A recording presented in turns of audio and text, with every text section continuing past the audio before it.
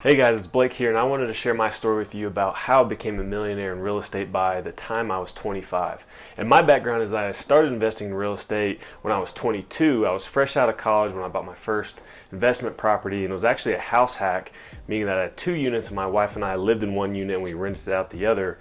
And since then, we've grown and scaled and now have three houses with two units that are each short-term rentals, an apartment complex, and 5 boutique hotels.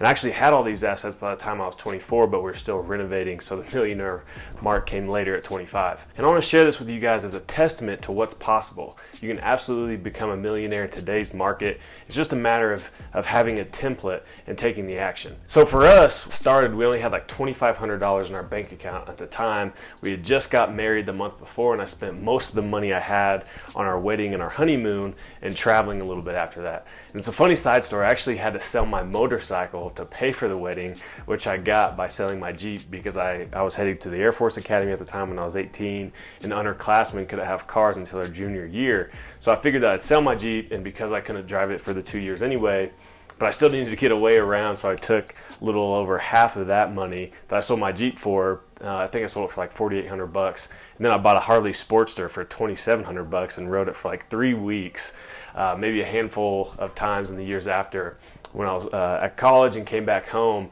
But I sold it to pay for the wedding. And I tell the story to highlight how little money we had at the time. Like, neither my wife or I came from families with money, so had to make it on our own. I grew up with a single mom and my grandparents who both came from, modest means financially. My mom was actually a bartender, my grandma was a school teacher, my grandpa worked for the city after serving in Vietnam, and money was always tight, like one way or the other.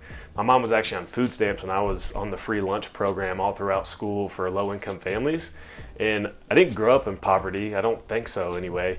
And I'm not sure what the poverty line at the time was, but my grandparents did help out a lot, so still was able to get by. But I did grow up in a family where money was always tight and it was stressed about. And I think the realization of that and experiencing it made me want to have more in my own life and to be comfortable financially. And I was the kid that always had posters of nice cars on the wall, and I remember one in particular had a Dodge Viper on my wall for years. Like, I always loved that car and always wanted one of my own. So I wanted nice things, like most people. And I figured that if I could make a lot of money, I could have all the things that I didn't growing up. And that's what inclined me to really like business. Like, I wanted to be the CEO wearing the suit to work every day, driving the nice car, living in a nice house, and being able to take awesome vacations to luxurious places. So a boy can dream, right? So I naturally gravitated towards business and took business classes in high school and competed in business competitions through this program called DECA. And my group, which was comprised of my girlfriend at the time, now my wife, and a few others in my class, actually won the Indiana State competition and went on to nationals in Orlando. So I always liked business and felt I was pretty good at it, dealing with people, making tough decisions, improving things. And I went on to major in management at the Air Force Academy, and I thought I was going, to go on from there and work for some big business after the Air Force, or even start my own and, chase those dollars. Then around my junior year of college, I read Rich Dad Poor Dad, the genesis of many real estate investors, and got turned on to real estate investing. I found that real estate combined all the things that I had a natural inclination for. So then I dug hard and found Bigger Pockets and read some of Brandon Turner's books, and that was completely bitten by the real estate bug. And along this journey of educating myself and trying to learn everything I could to get into real estate, because at the time I was still at the Air Force Academy and cadets couldn't have or own any houses. And I think it's because they found out cadets were buying and renting houses in the area and then staying at them off base and then getting in trouble. So just couldn't do that at the time. And around that time, I found out about the VA loan and that I could buy a house with zero down. And even better, I could buy a house with 1 to 4 units with the VA loan. And I could essentially get my first investment property for zero down and live for free by house hacking. Like, what a great deal, right? Or so I thought. And so I dove into that hard. And when we found out we were heading to Panama City first, like my first duty station was there, that's what took us there, I started scouring Zillow and Realtor.com for houses with multiple units, and also used Bigger Pockets to reach out to some local real estate agents to let them know what I was looking for. Thankfully, I found one of the best brokers in the area who's a good friend of mine now, and we identified a house with an extra unit in a good area town that was move-in ready and it was rent ready. And it wasn't a duplex or a triplex or a fourplex like I was looking for, but it was a single family house with a mother-in-law unit that had its own entrance, it had its own kitchen, it was separate from the main living house. I just found it by scrolling through probably hundreds of listings and noticed that this one had an extra kitchen pictured, and it wasn't in the listing description or advertised, but it had all the potential to be turned into or made into an extra rentable unit. And this kind of became my strategy for finding houses that were underutilized or mislisted that could be turned into cash cows, which I'll get into in a minute. So like I said earlier, we had like $2,500 in our bank account at the time when we purchased the house, and I think closing costs were like $1,800 because we negotiated in a slightly higher selling price with the seller covering most of our closing costs. Like a great negotiation tip to get into a property with less money out of pocket. We decided after looking at the rental rates in the area that we're going to rent out the unit on Airbnb. If we made it a long-term rental, we wouldn't have rented it out for enough to cover the mortgage, the taxes, and the insurance. And at the time, I didn't know much about Airbnb. Like Nicole and I had stayed in a few in Colorado when she would come out to visit me at the Air Force Academy while I was in college. We usually just stay in like the cheapest one we could find because we were college kids without money. And many of these places were basement apartments or mother-in-law suites, and we usually paid like $70 to $100 a night, which was cheaper than a hotel room, and we could have the place to ourselves. So I knew the appeal from the renter standpoint, but didn't know much about being the owner. But I figured if we could rent it for $70 a night, 70% occupancy, we can make enough to cover the mortgage, the taxes, and the insurance, and then all the other costs. And it turned out we actually cash flowed $100 after all of our expenses, including the Wi-Fi, the utilities, like all of it. So we were living for free and making money to live for free. And this pumped me up, like especially as a 22-year-old coming from a low-income family, like I talked about earlier, with a wife to support, because we're a one-income family at the time because Nicole was studying to get her doctorate. She was still in school, and I was only making like $55,000 to $60,000 a year, which really isn't bad out of college. Now at the same time, actually before even closing the house, while we're still living in temporary base housing on base, I started writing letters to property owners whose homes had hurricane damage and might want to sell because of the work needed on the house. Panama City actually got hit with a Category 5 hurricane 9 months before we got there. And when we got there, it still looked like a war zone. Like some areas were just really, really bad. Down trees, down houses, holes in roofs, vacant businesses, debris everywhere. Like I was questioning what the Air Force was thinking, sending anyone there, let alone me, not knowing what was going on.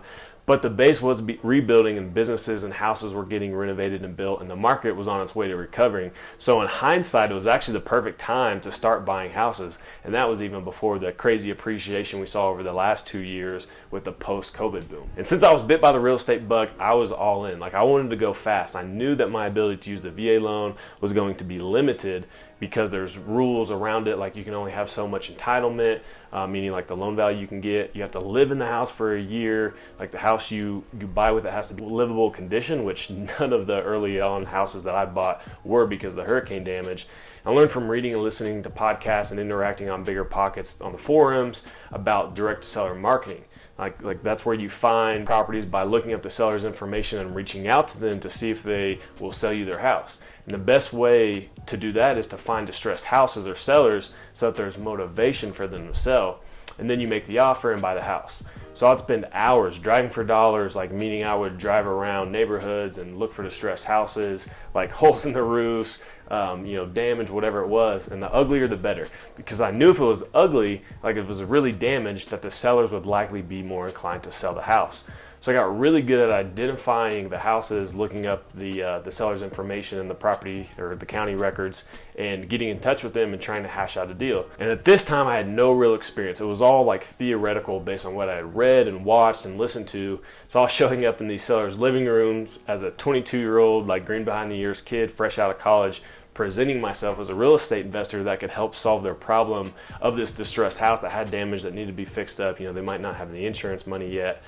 So I was doing all that. And early on, I put my focus on finding really good deals because the advice from others that I looked up to that had more experience said that if you can find a really good deal, you'll find the money that you need to take it down.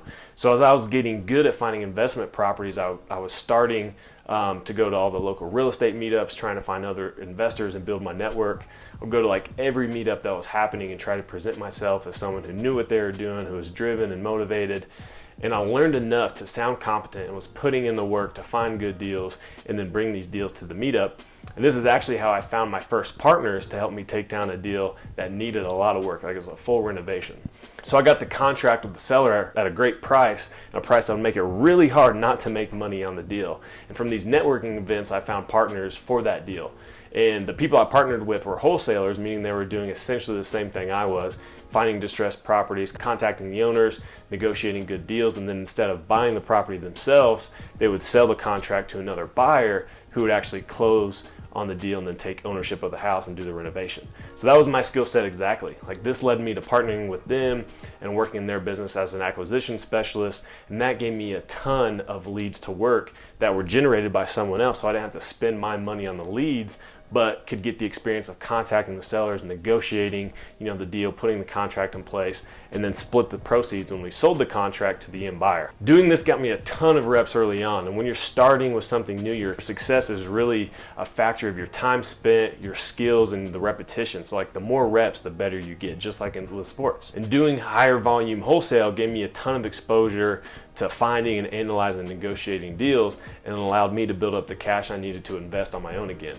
And once I had the cash and the skills, I continued to market for my own properties, and I had a niche I really liked, like the single family house with the extra unit that I could rent out both of those, but purchase the price for the price of one home because they're single family homes. So I started looking all over my area for houses like our first house, and found one a couple blocks away from where we were living.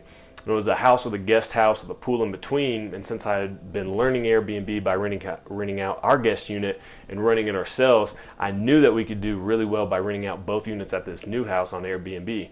And in the beginning, we did everything ourselves, like even cleaning the unit. So I felt like we knew the strategy and the market pretty well, and it turned out to be a great call because that house today brings in about $70,000 a year, and it was a huge boost early on. Now, all this was in about 6 to 7 months of time. From July of 2019 to February of 2020, when we bought our first house hack, did a burr with partners, did 3 wholesales, and bought our second Airbnb rental. And little did I know COVID was about to hit, but we weathered it pretty well. Like, we had these Airbnb units, and we put TDY, or temporary duty military members, traveling for the Air Force.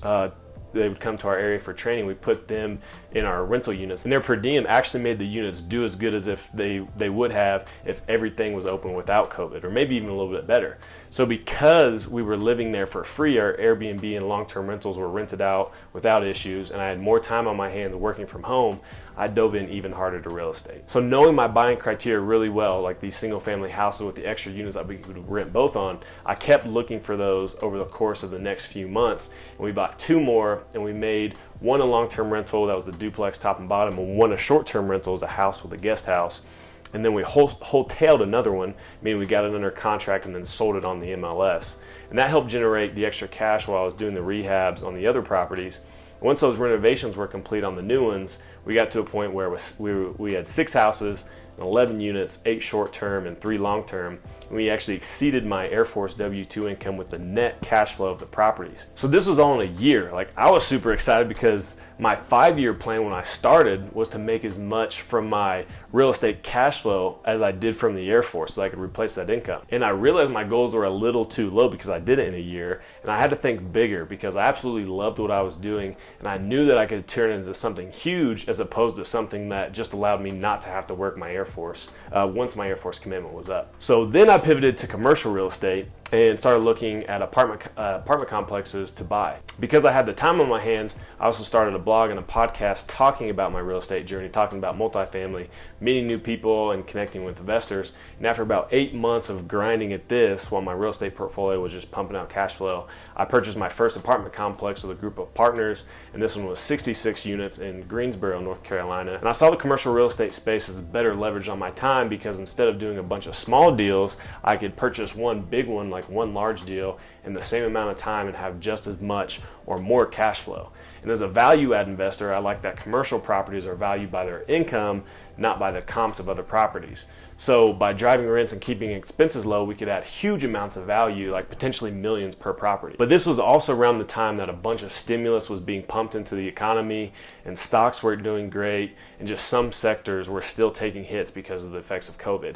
But Netflix had rebounded because everyone was at home, the stay-at-home protocol, watching Tiger King. But apartment deals got really hard to find because institutional money from Wall Street and hedge funds and big money investors were fleeing to commercial multifamily as a physical asset and a hedge on an unstable market. And that made cap rates lower and returns go with them. So that pushed me into looking for what I had come to know, short-term rentals. So I started looking for dilapidated apartments in good markets where short-term rentals were in high demand, and looked at converting them into hotels or Airbnb properties. So looking at that for a little bit of time, I found an 8-unit motel in Fort Walton Beach that was only an hour and a half away from me that needed some love, but it was an awesome spot to convert into an Airbnb property or like a short-term rental complex.